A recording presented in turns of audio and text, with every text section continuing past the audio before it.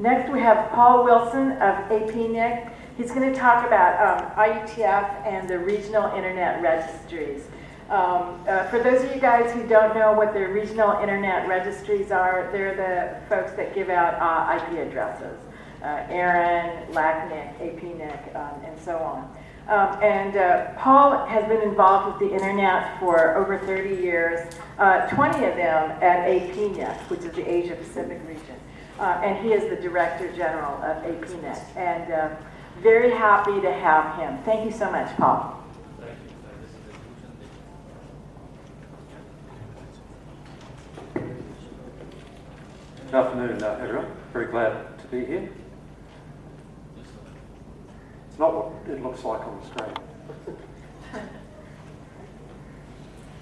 PowerPoint effect, maybe.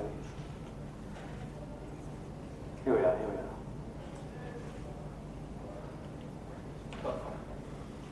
Okay, well, thanks everyone for this opportunity. I'm, as you heard, I'm the head of APNIC, which is the IP address registry for the Asia Pacific. So we're part of the technical community, but we're not so much in the standards community. We're more in the administrative community. So the RIRs, I guess you know, distribute IP addresses, and it's a very different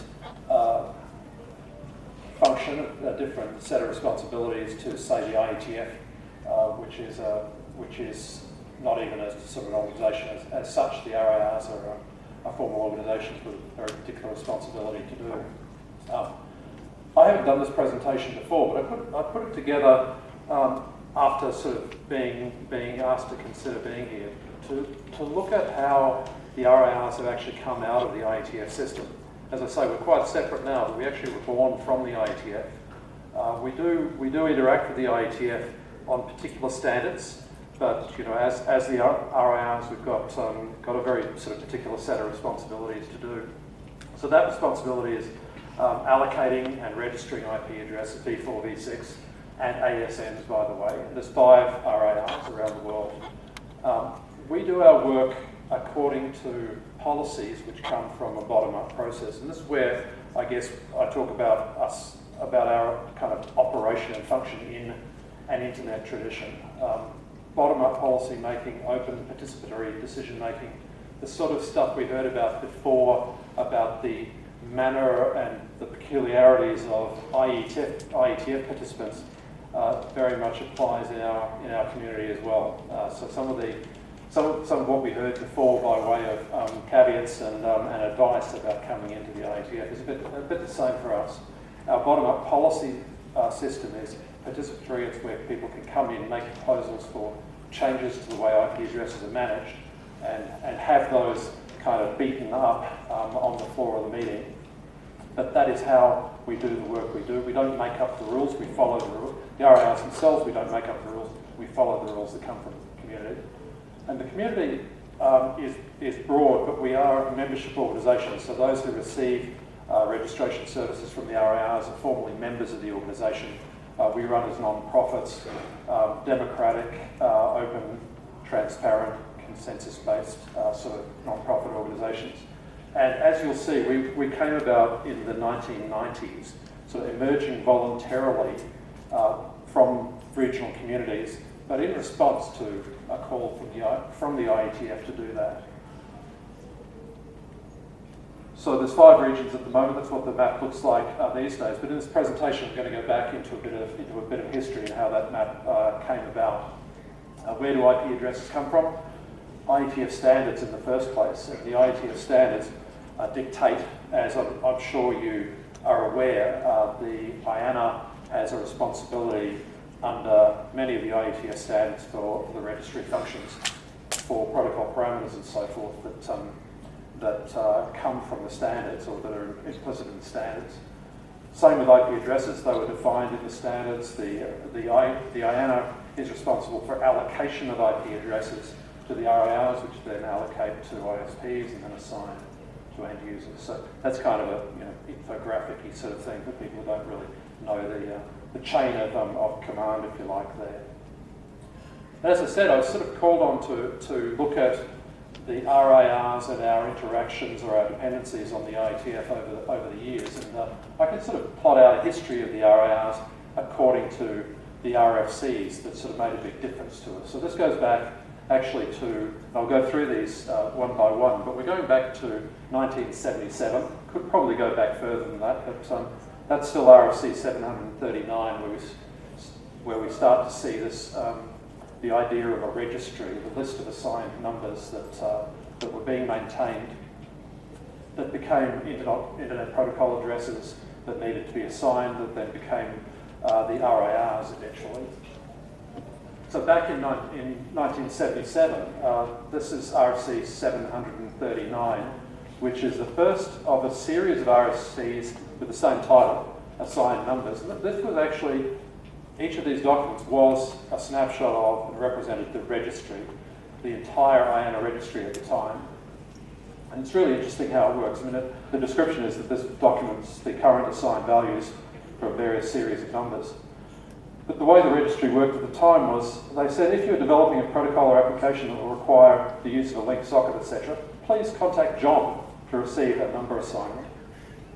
So the Internet Assigned Numbers Authority was actually John Postel, and he published this document kind of as the registry. And this is back in 77, before the Internet actually existed. But in these days, there was just John Postel at the IANA. It might not have even been called the IANA in those days.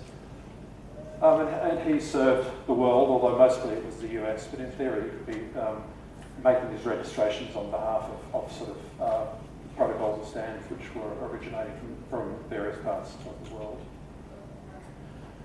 So winding forward to 1981, and this is where the Internet itself was defined. It's sort of interesting, we've just celebrated the 50th birthday of the Internet, they keep saying, because because the first packets were sent on something called the APNIC, LO, which was supposed to be login. I wonder if we could reinvent that as LOL. Maybe that's what they were actually typing back then, LOL. But actually it was quite a few years later, not 1969, but 1981 when the Internet Protocol came along. And this is relevant to the RIRs because this is IPv4. It wasn't referred to as IPv4 then, as in that series of letters, but the version of IP as represented in this RFC was version 4. But what we see here in the header format for IPv4 there are the source address, the destination address, the 32-bit addresses that we still live with today as the IPv4 address space. So they go back all the way to 1981. Now, also in 1981, a little bit later, the Internet back then, well, the ARPANET back then used something called NCP, and in 1981 it was proposed in an RFC, again, another one by John Postel, that there be a transition plan from NCP to TCP. So this transition plan was proposed in 1981. It was actually in 1983, January the 1st, 1983, that TCP/IP was launched officially, that transition was over, and TCP/IP version, IP version 4, was officially used on the ARPANET, and therefore it became the Internet. So here's another version of that assigned numbers authority, and you can see here that this version obsoletes a whole series, including the one that I mentioned before. And in this case, this is where we're starting to see that this assigned numbers registry included IPv4 addresses. One significant difference here is that instead of contacting John, you are now contacting Joyce, who worked with John, to receive your assignments. But as I said, this is a bit further down in that document. Here is the list of the start of the list of the IPv4 assignments that were being made there. Now, at this time, this was known as classful IPv4 addressing, classful architecture, and the first list was of the Class A networks, and I joined APNIC in 1998, and it was still a big issue of contention back then that we had individual networks, individual universities like MIT there, who had a whole /8, which was more address space than China had in its entire inventory at that time. But this is what was happening. This is where the IANA, John and Joyce were receiving these requests for IP address space. They're documenting them in these in this assigned numbers document. Now, this is when things really started to go pretty crazy, because by the time, through the 80s, by the time the early 90s came about, we had this massive, relatively massive growth of the internet. And for anyone who was looking at the internet or computer press back then, that's when we started to hear that the internet was going to run out of addresses and it was going to stop growing by the middle of the 1990s. And that really was a threat, because this particular mode of address management was not going to be sustainable. It was not sustainable because of this very coarse subdivision of addresses into class A, B, and C. You only had 3 choices of the sort of size of block that you got, so there are a lot of people who got many more addresses than they needed. And also because you just couldn't run this thing efficiently from a single office in the United States. So winding forward to 92 here, this is when we started seeing the response to the fact that IP addresses had been consumed fast, and also the ability of the internet to route this space was also had its limits. So this RFC 1366 is one that talks about supernetting, which is the strategy for assigning and aggregating addresses more carefully in order to conserve address space. So this is where, as I said, back in the early 1990s, people said we were going to run out, and we really, the way things were going, we were going to run out by about the mid-90s. So here was the first of the RFCs that sort of actually kicked off the response to that run out. This is more of the same, that was 1338, not 1366, and this is 1366, which came just a little while later from Elise Garrick, which is the new guidelines for managing IP address space around the world.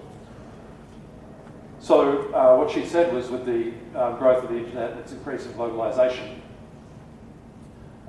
much thought has been given now to network number allocation assignment processes. And the recommendation here was to go to distributed regional registries. So regional registries which are located in distinct geographic areas and maybe better able to serve the local community. So I guess what I'm showing here is a series of actions by the IETF through these processes that I'm sure you're all now familiar with. You've heard a lot about it. But through this series of actions over a number of years, we've got a fairly major shift in the way the internet community is self-organising itself, and also creating a whole new set of structures to carry the internet forward in a way that was going to be sustainable. So at that point, pretty much immediately, this document came out in 1992. We had a registry group, an existing group called RIR, who were actually involved with creating that RFC. They put their hands up and said they would do the job for the European Union. And by 1993, we had a group in Japan who were representing and participants from around the Asia-Pacific region saying, okay, we will do the job in Asia-Pacific. And I'm sure there was a bit of scrutiny that these people were going to be reliable and trustworthy to do what was, even back then, a pretty important job. But it really was a voluntary kind of offer to do something to assist in this need for IP addresses to be managed better. So another thing that happened, and it's sort of interesting that this happened really quite a long time ago, 1995 was when IPv6 came along. So this was the next version of unicast addressing, and I just threw that in there because we had a call back then with this RFC and with others next to it that the RIRs should also take responsibility for managing IPv6 address space, but That's a long time ago, and it's taken quite a long time for IPv6 to become successful. But as I'll show you, it actually has become that way in more recent times. Something that happened once those two RIRs had been established was that the IETF process was also used, and this is actually the first and the last time that the IETF process was used for that that process that I mentioned before of the policy development for the IP address management. So there's a global policy document more or less here in RFC 2050, which is the guidelines for Internet Registry IP allocation. And one of the things that followed this was that the whole purpose of the regional structure was to enable the different communities to kind of consider and to work on the policies that sort of mattered to them and were priorities to them that would affect their own regional internet registry. So we actually moved from this approach where the IETF was being used to instituting our own regional, sort of similar but different policy development processes for actually continuing the development of policies for managing IPv4 and IPv6 and ASNs and transfers and who-is registrations and all of that stuff. So it moved out of the IETF into the RIRs. And in the following years we had ARIN, which was really a renaming of the internet, which operated IANA at the time. We had LACNIC, we had APNIC, and they're the 5 RIRs that exist today. I just want to show you that this whole process was pretty successful. The chart here shows the total number of /8s that is, I guess you understand, /8 is a 256th of the IPv4 address space. That was known as the Class A network back in the day. But what we can see here is the rate of allocation of /8s per year in orange before the RIRs came about, and then in green after the RIRs came about. So at its peak in 1991, IANA allocated 16 /8s in 1 year. And I guess 16 out of 256 showed how sort of close they were with the skyrocketing internet to really just blowing the address space. And when you add all of those up, it was about a third of the entire IPv4 address space that was assigned by the IANA before the RIRs came along. And you can bear in mind that in 1992, the internet was a tiny fraction of the size that it is today. So in the following years, the RIRs took over the allocations and really moderated the rate of supply of IPv4 addresses right through into the 2000s. I should probably show you, I should probably extend this graph out to the exhaustion of IPv4 in about 2011, and we still didn't sort of reach the rates that we saw IANA showing there until sort of mid-2000s. Another success which we can show here, which is about the move from classful to CIDR addressing, is that the routing table was due to explode as well. So back in the mid-1990s, there's no way that the routers that were in place at the time could have handled the 200,000 routes or so that were projected there.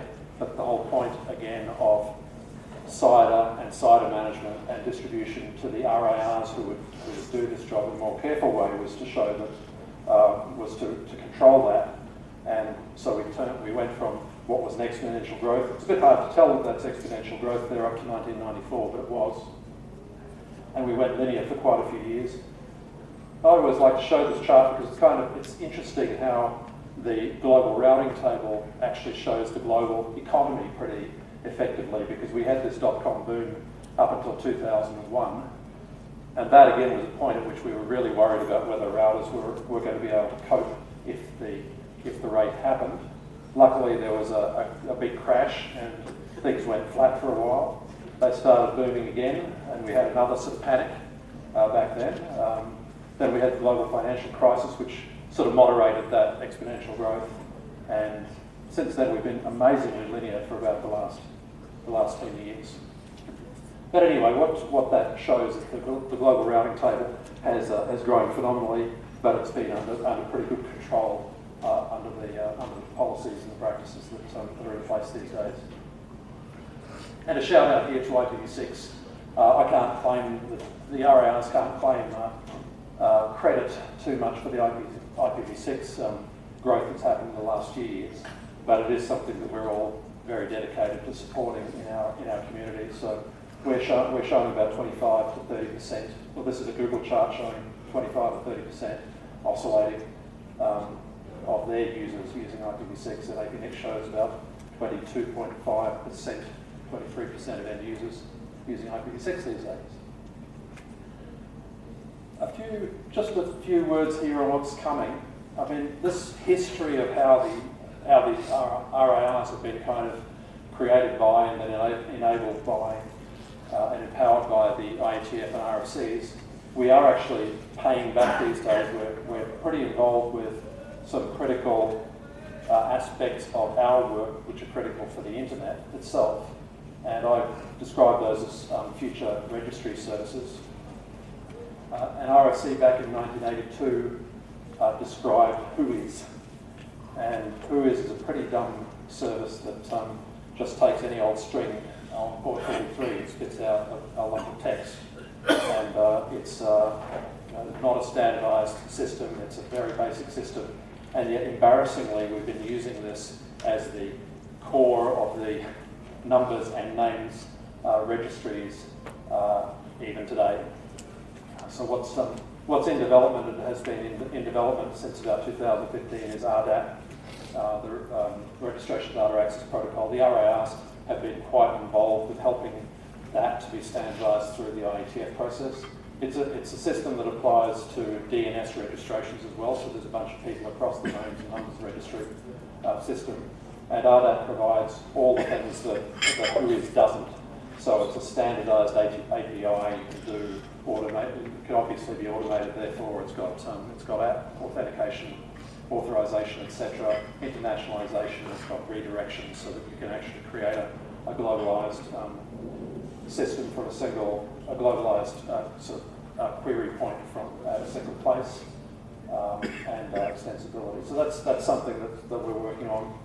The next one is RPKI. So for those of you who may not know that, it's a PKI, a public key infrastructure framework for internet number resources, cryptographically verifiable ownership of internet number resources, and it's primarily being used as it's a general purpose mechanism, primarily being used for routing authorization and in future for routing security. And there's a whole stack of RFCs again. So the number of RFCs is escalating quite rapidly. RDAP has got quite a bunch of RFCs involved in it, which many of the RIR staff have assisted with. And RPKI is even worse. There's a hell of a lot of specs there for RPKI, which is generally it's becoming a very, very complex and comprehensive set of standards. So that's all I've got for you. A bit of a history, as I say, of how the RIRs have emerged. This particular kind of esoteric part of the internet operational scene has emerged out of the IETF, and how we're paying back and putting back into the system, hopefully with better registration facilities and better routing security for the rest of the internet. So I don't know if there's any questions. I'm quite happy to take some. Any questions?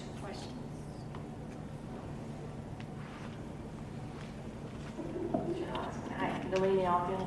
APNIC is, I believe, the only registry that has national registries. Is Yeah. it? You have, there's NICSI and what's the one in China? CNIC. Yeah. CNIC. Can you talk a little bit about those? We're not the only one, because LACNIC has got two national registries which are in Mexico and Brazil. Oh, do they? No, I didn't realize that.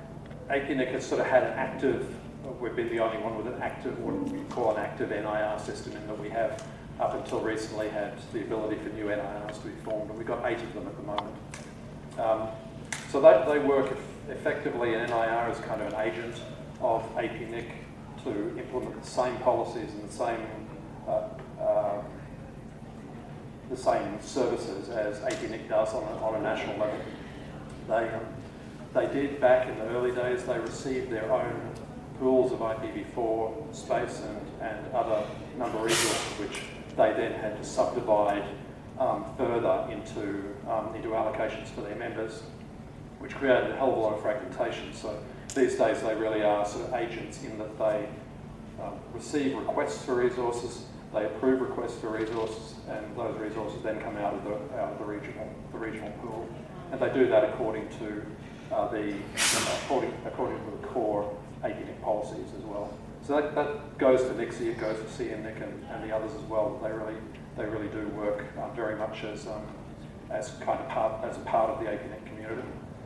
There was a time back in the early days where there was a bit more fragmentation, but because of the way addresses were being managed and distributed, and they sort of tended to do their own thing policy-wise as well. But I think we've sort of successfully brought everything into a kind of pretty consistent framework. The NIRs in the APEC region aren't monopolies, so an ISP in India can choose to come straight to APNIC or to go to NICSI, same in the other countries as well. Is that? Any other questions?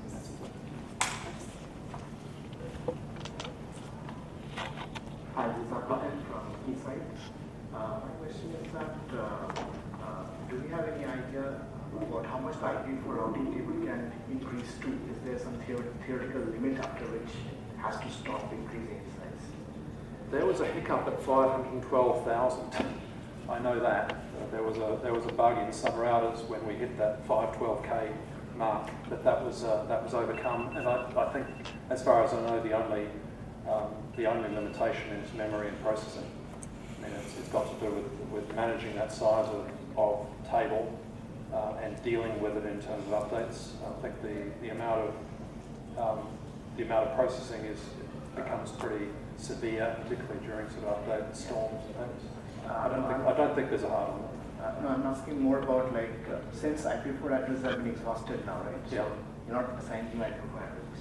So now it's at 800,000 or so, right? The routing table. So is there a chance it increases to 1.2 million? Well, definitely, and it's quite a mysterious thing actually that the routing table. You saw how it's a linear growth that's been remarkably consistent with a lot of jaggies in it, but it's been this remarkably consistent growth across a period of time in which back in 2011 IANA ran out of its last pools of addresses, and since then APNIC first in 2013 we ran out of our sort of pool of space for general purpose allocations, and other RIRs have also run out and changed their allocation patterns, but the growth still happens. And remarkably, consistently, about 50% of the growth is /24s, and so that's also a very consistent line, which by some magic just stays the same. I think given that each of those, every entry in the routing table is simply a prefix, regardless of its size, I'd suggest that while IPv4 is still in active use, it's going to continue being recirculated, fragmented, divided up, and passed around. And I don't see that we've got any reason to think it will stop growing until V6 really takes over as a predominant protocol. Good question. I'd love to know the answers. All right. Well, thanks very much.